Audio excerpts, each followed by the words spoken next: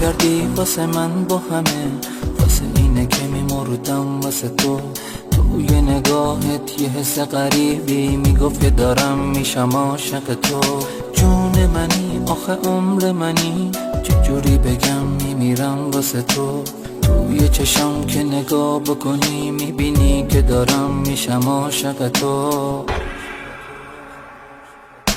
واسه اینه که میمردم واسه چشمات، واسه اینه که میمیرم واسه نگات، واسه اینه همه وجودم شده بودی، نزا بازم بمونم تو حسرت نگاه. واسه اینه که میمردم واسه چشمات، واسه اینه که میمیرم واسه نگات، واسه اینه همه وجودم شده بودی، نزا بازم بمونم تو حسرت نگاه.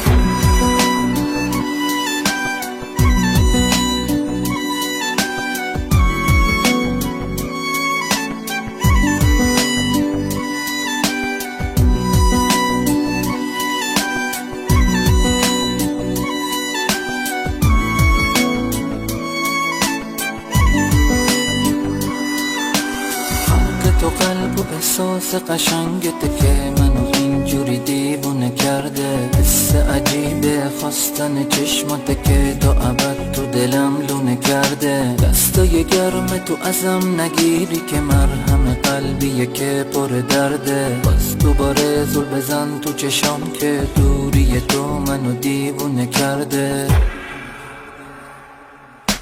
واسه اینه که میمردم واسه چشمات، واسه اینه که میمیرم واسه نگات، واسه اینه همه وجودم شده بودی، نزا بازم بمونم تو حسرت نگاه. واسه اینه که میمردم واسه چشمات، واسه اینه که میمیرم واسه نگات، واسه اینه همه وجودم شده بودی، نزا بازم بمونم تو حسرت نگاه.